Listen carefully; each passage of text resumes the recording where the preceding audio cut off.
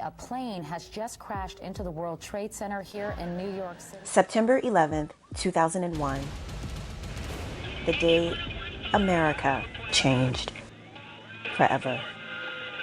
And you can see the two towers, a huge explosion now raining debris on all of us. We better get out of the way. You know, that day still stands in my mind. I had recently been elected to Congress, and I was thinking of a post-Cold War period of time where there would be more peace. When you say 24 years, I'm just like, oh, wow. Like, man, it's been a while, but you start to go over those 24 years and you see that tolerance and that acceptance just slowly chipping away. And that leads us to the moment that we're in now. 9/11 also did divide people in a lot of different ways. When America starts wondering why we were attacked, I think you just have to go deeper. From New York to Kabul, from the Iraq War to the Boston Marathon. Oh, God, get out of the stands. Get out of the stands. From the Patriot Act to January 6th. 24 years later, the shadow of 9/11 still shapes our lives. What is the location of your emergency? Whether you remember that day or only its echo, we all live in its shadow.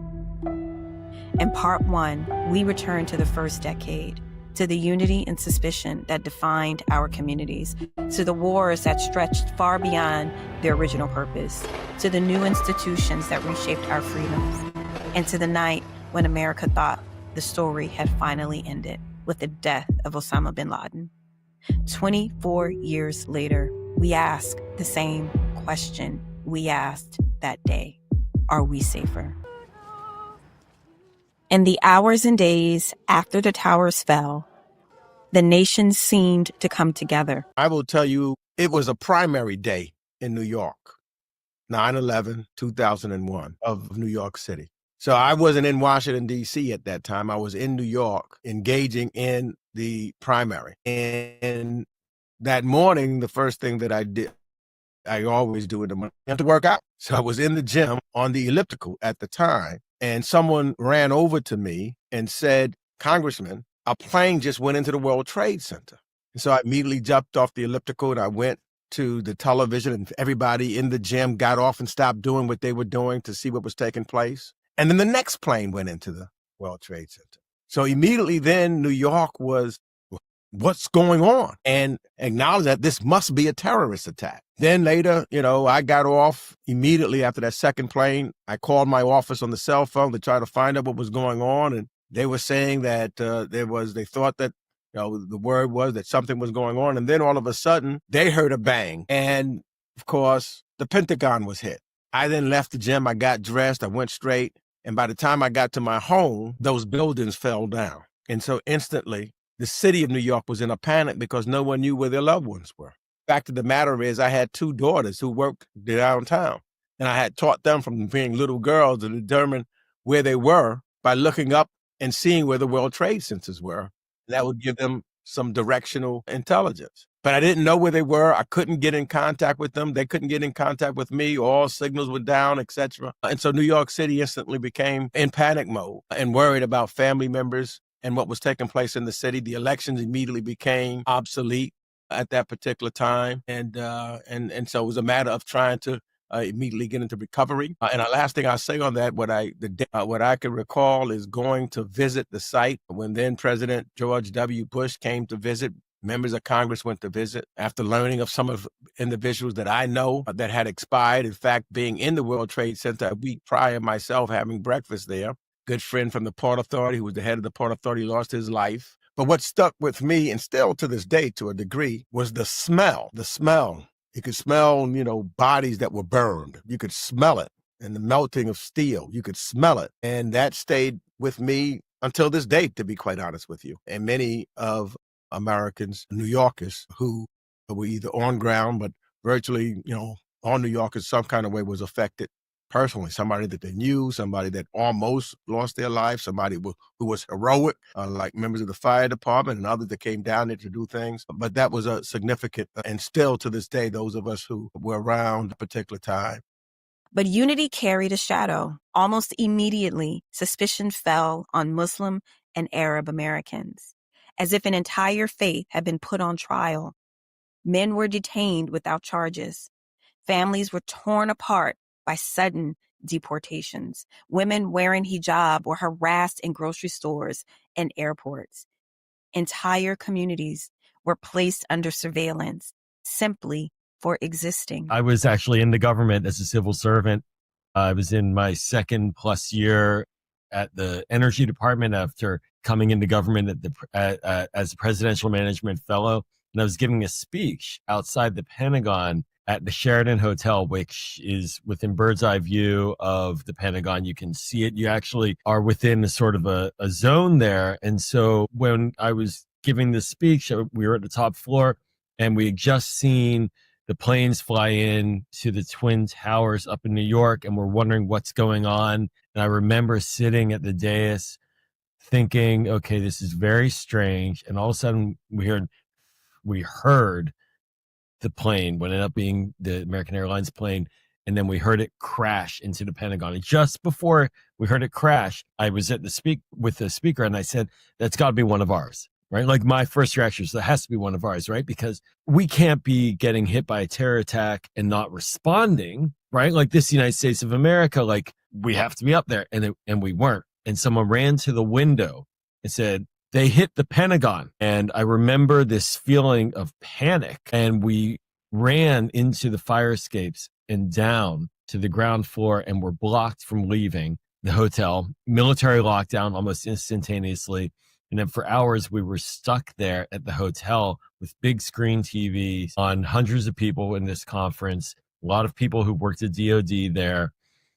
The phones weren't working. The cell phone coverage was busted because there were too many people at that time using the network. And I just remember thinking, wow, they brought the war here. I never wanted to work on Middle East or national security. I wanted to stay away. It was too personal. I cared about these issues. And I decided that moment that I wanted to pivot and get back into the fight against the terrorists. They were here. They were here. I can't remember if we talked about this on your show, but I have, a personal relationship to the Boston bombings, how 9/11 had already shaped my worldview, right? And then being on campus that day, being at Harvard that day, and I just remember everything that happened. It's just such a profound thing when you are in the vicinity of a terrorist attack. It's a panic moment, right? Because there's this fog of war, right? Which is a cliche, sort of, but not really. And you don't know what's going on. And so we're there right next to the Pentagon in a major hotel with televisions. People don't know what's going on. And then the rumors started happening. Hey, they hit the State Department. Hey, they hit the Capitol. And people didn't know. Was it true? Was it false? And eventually when I got out, I remember walking out hours later and a taxi picked me up. And we're heading up over the Key Bridge and back to DC. I lived in Adams Morgan at the time, in the heart of DC, and it was like a ghost town. And what had happened, my wife, I'd spoken with her about this. She and I weren't together at that time, but she was also in government. And she said basically what happened is people just left the government buildings, left the offices, and walked home, just walked home. And for days, people were in a funk. Mm-hmm. Our heads our brains were broken. We didn't know what was going on. And I was like in government. And so at the same time, the government had to function and people had to go to work. And it was like we were walking around in the daze. I remember I was a young actress then, so I hadn't fully pivoted. And I was living in Marina Del Rey in Los Angeles, which isn't too far from the airport. And I just remember, for whatever reason, I wanted to go outside. I just had this overwhelming feeling of wanting to be outside. And I remember getting in my car and I'm driving up Lincoln Boulevard. And there's this one guy outside with an American flag waving it back and forth. And my heart sank. I just stopped in the middle of the street. There was no one. And I just started crying. And the feeling was so overwhelming. Because something that you said, we're the United States of America. And to me, what I hear is we're impenetrable. How did this happen to us? For millions of Muslim Americans, 9/11 was not only a national tragedy, it was a personal turning point. The tragedy of the attacks was followed by the loss of belonging, the shattering of trust, in the only home many had ever known. So I was on the way to work and, I came up, from Brooklyn above ground, temporarily on the train. And then, obviously you go back underground. And when I came up, the towers were burning. They had been hit by the first plane. And so, that's when everything kind of began. And there was just, at that particular time, there was just a ton of confusion. Not so much fear, because New York is a pretty crazy place to live. That all came later. But I don't think that all of this hit, quote unquote, hip hop immediately. I think that all came after, the initial wave of fear, really just almost pure fear. And it's funny because living in New York, you almost forget about the other places that were a part of this attack and this situation. I have to almost remind myself that planes crashed and people died in other places.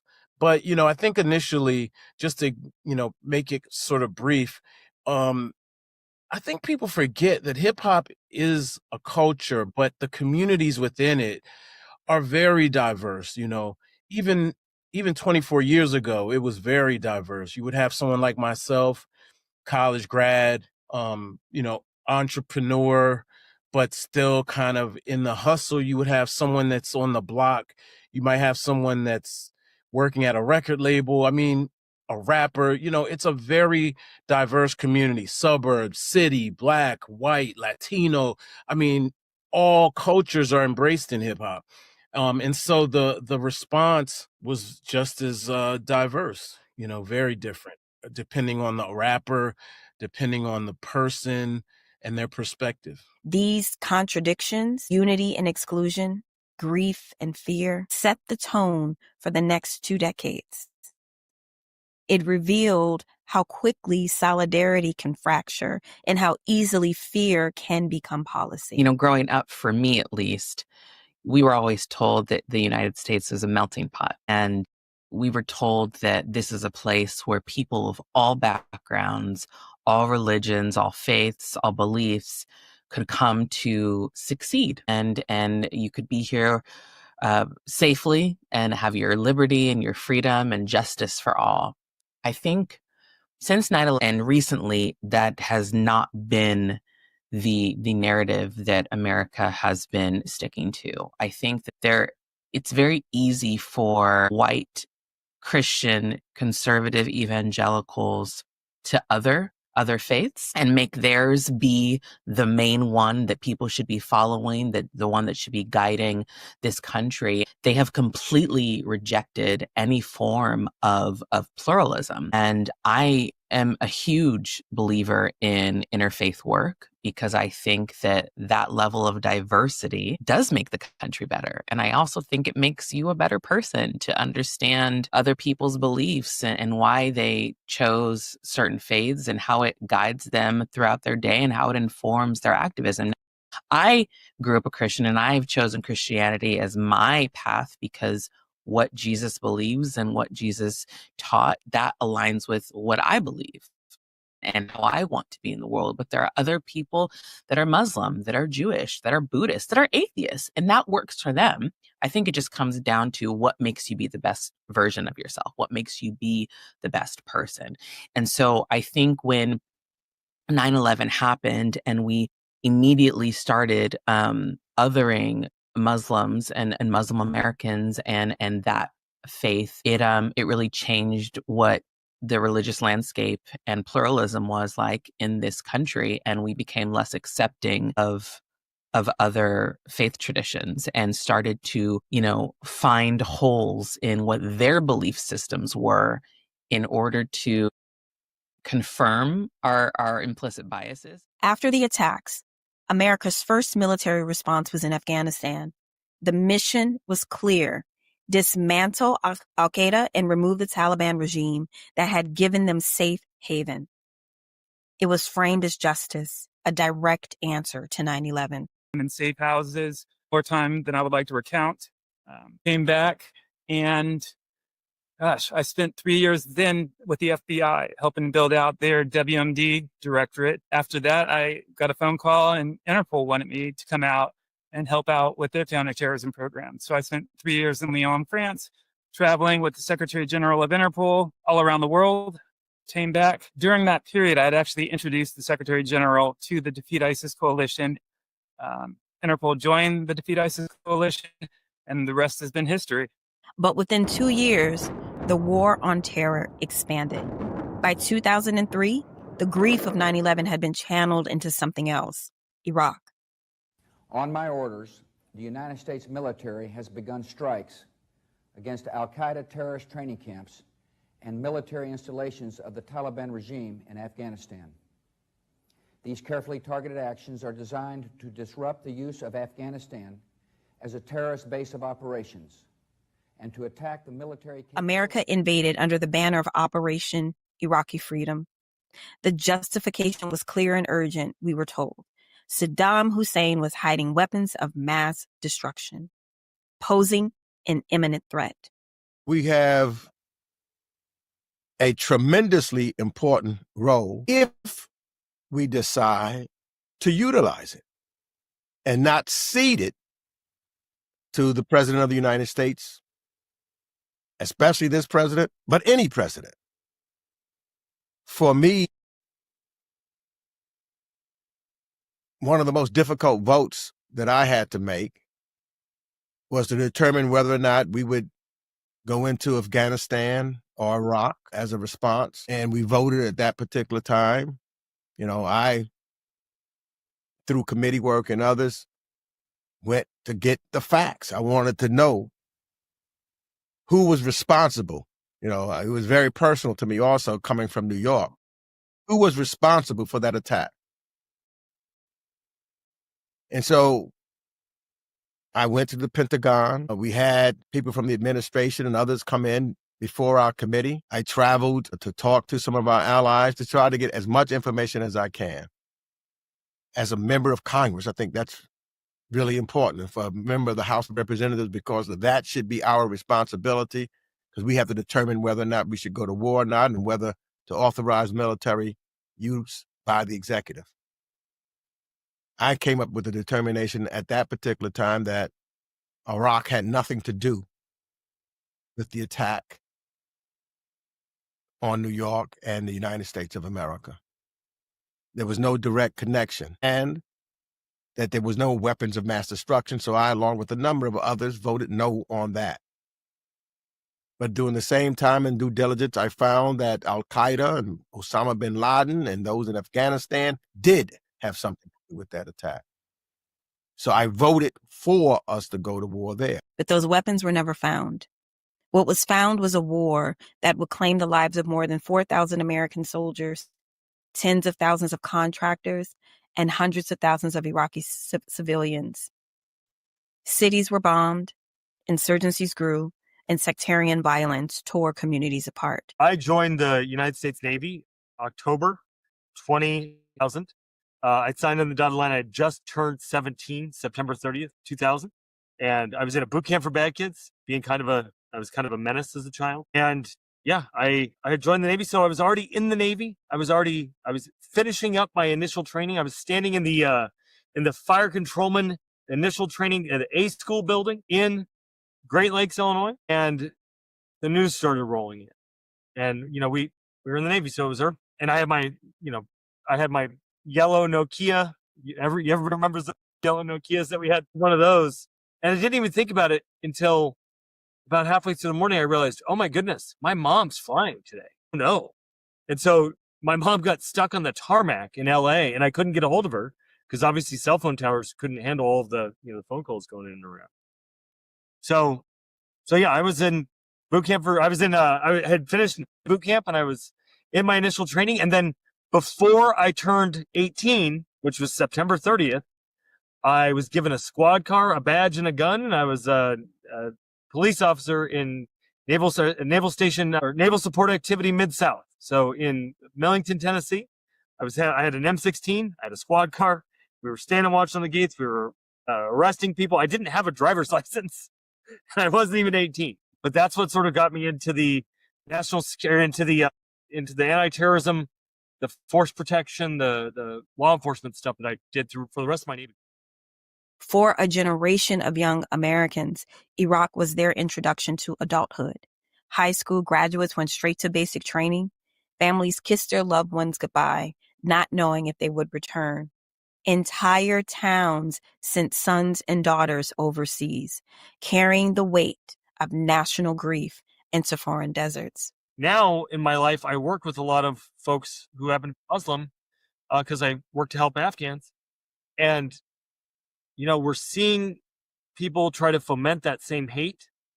But there's no unity anywhere else. So it's really a dark time for our country right now, which, one would hope that it wouldn't take an event like 9/11 to bring people together. And the next time something like that happens, I hope that we can be thoughtful about not vilifying people just because of who they love or who they believe in or anything else is, inherent to who they are.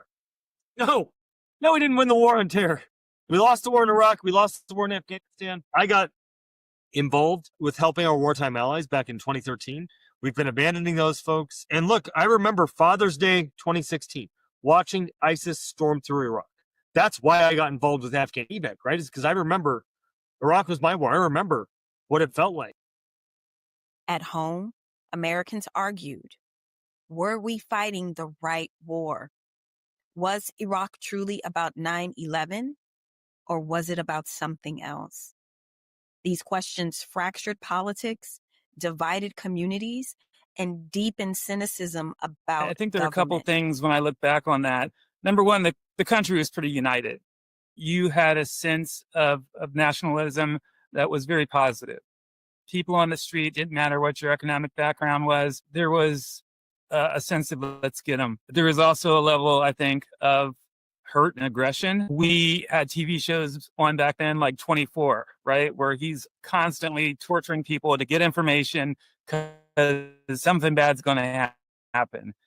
And I think most people in their minds at that time were like, whatever it takes. Now we've learned a lot since then. We are not doing the whatever it takes. There are certain ethical standards that we have to meet. I think we're doing a better job of working with partners internationally with big issues like terrorism and climate change. You can't go it alone. You need a coalition. And that's why we created the Global Coalition to combat nuclear terrorism.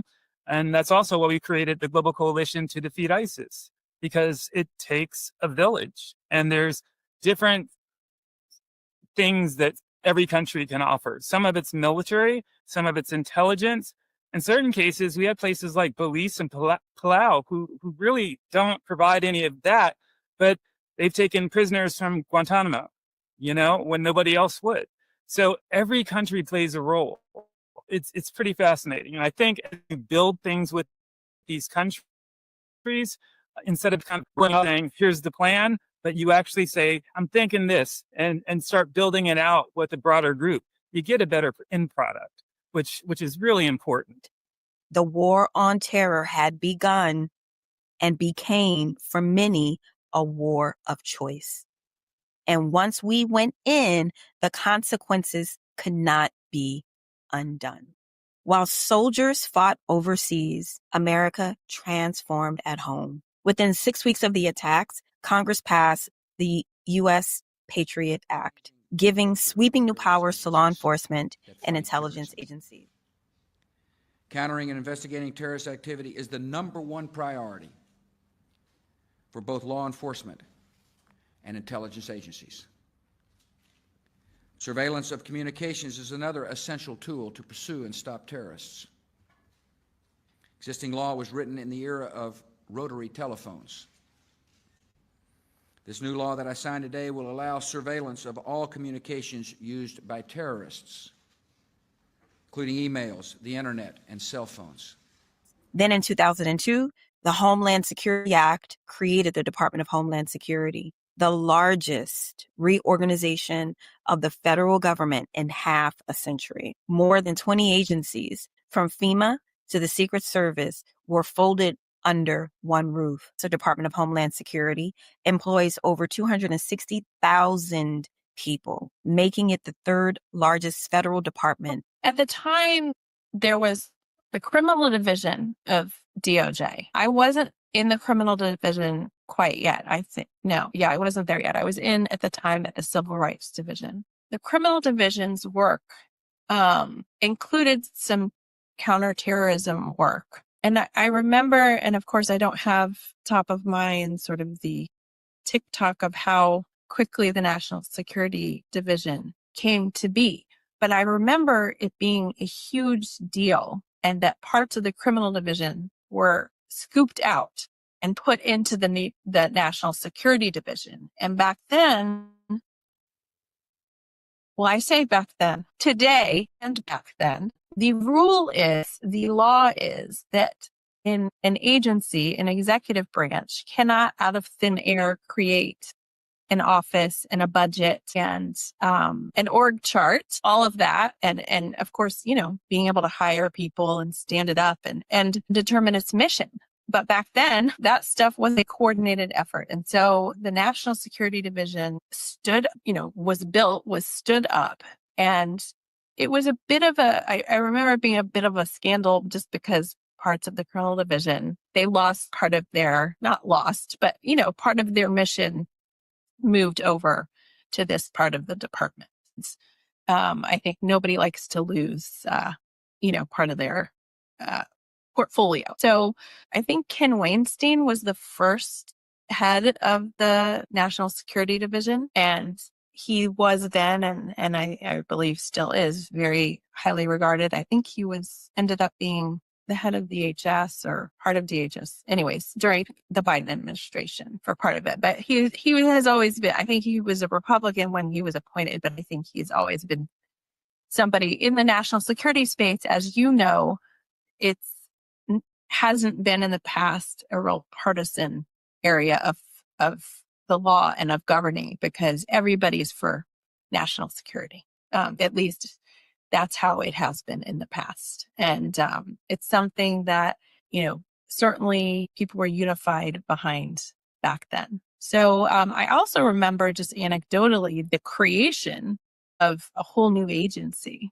which was the Department of Homeland Security. Tom Ridge, I think, was the first appointee or nominee for heading up DHS. But that was a really big deal too. You don't just have in Washington, you don't just create agencies. I mean, you'll note that we haven't seen new agencies, I don't think, since then. At the airport, TSA checkpoints became the new ritual of American travel. Shoes off, liquids out, privacy surrendered in the name of safety. For many, these changes were reassuring. They meant someone was watching, someone was protecting. I was just scared. And, I think I was ready to sort of cede a lot of control and rights and privacy. And back then, again, this was not when we had smartphones and tracking and everything. It was a new concept, I was willing to cede some of that, my safety. And I had been in Atlanta in 1996 during the Olympic. I'm from Atlanta. I had been there during the Olympics and the bombing of the Olympics. Here it was, and I'm down the street from more of this. Everyone I know is in New York, DC.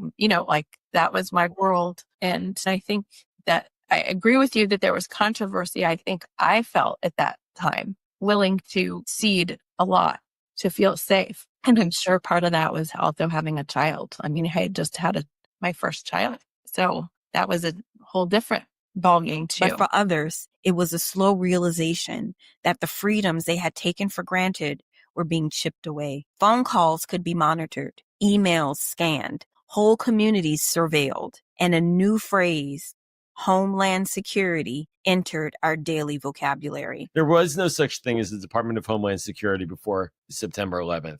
That was the result of it, that reorganization, that decision to find a way to integrate. There was no DNI, no Director of National Intelligence, until after September 11th, because the intel agencies and the 18 different entities in the intel community didn't really like each other, didn't share information.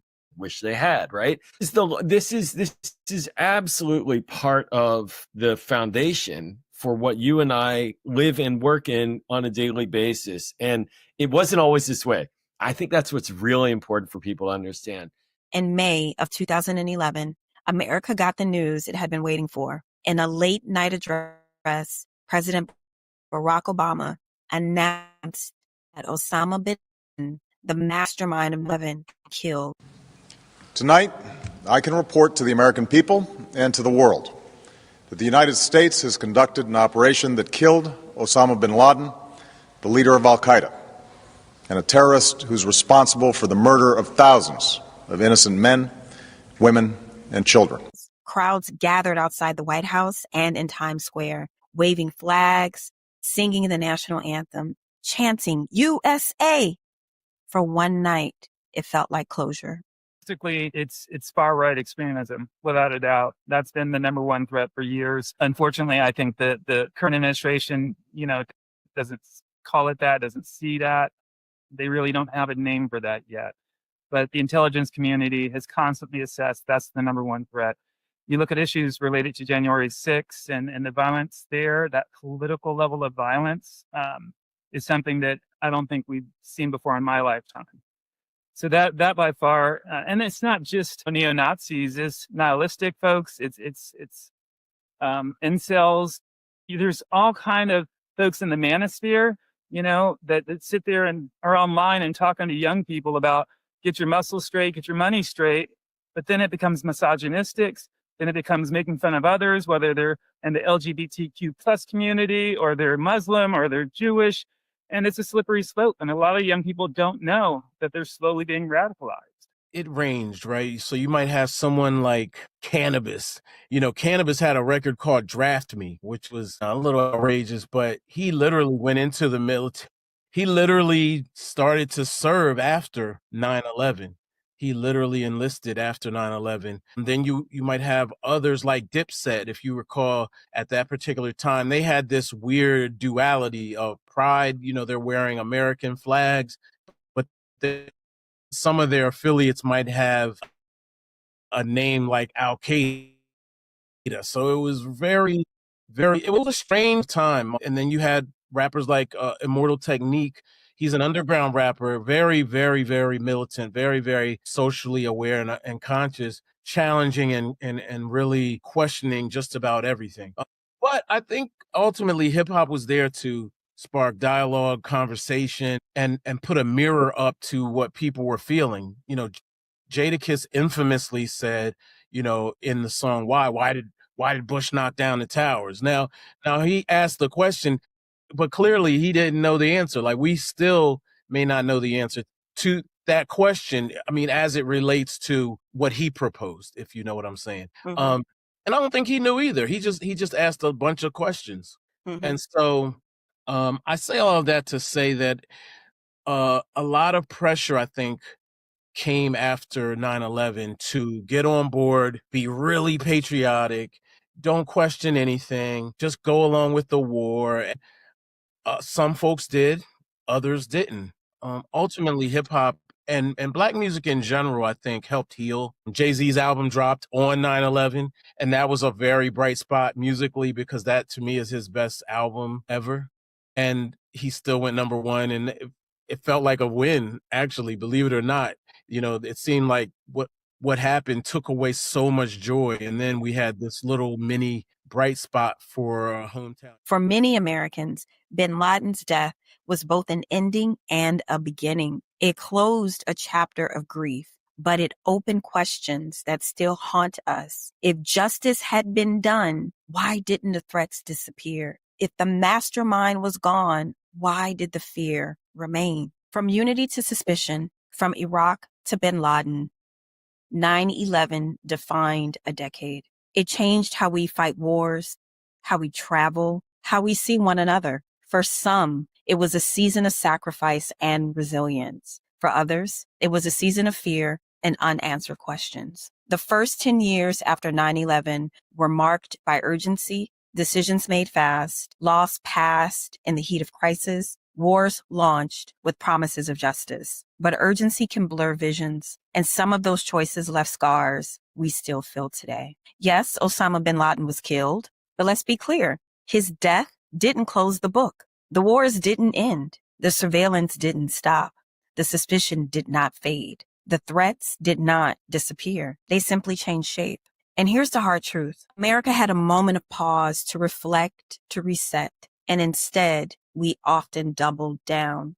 We traded freedom for fear. We built institutions without asking if they could adapt to what was coming next. We answered one set of threats while ignoring the ones already growing in our own backyard. So as we close this first chapter, the question is not just what happened after 9/11. It's what did we learn? Did we build a safer world or just a different kind of danger? That's the tension we carry into the next decade. Because what came next would test every promise, every policy, every illusion of safety we thought we had. And trust me, part 2 is where you see whether America's choices truly kept us safe or if they just set the stage for an even bigger reckoning. That's where we're going. Thank you for tuning into this special 2-part 9/11, 24 years later, the day the world changed, which is a Persist Network original. I'm Dr. Nola Haynes, and we'll see you in the comments.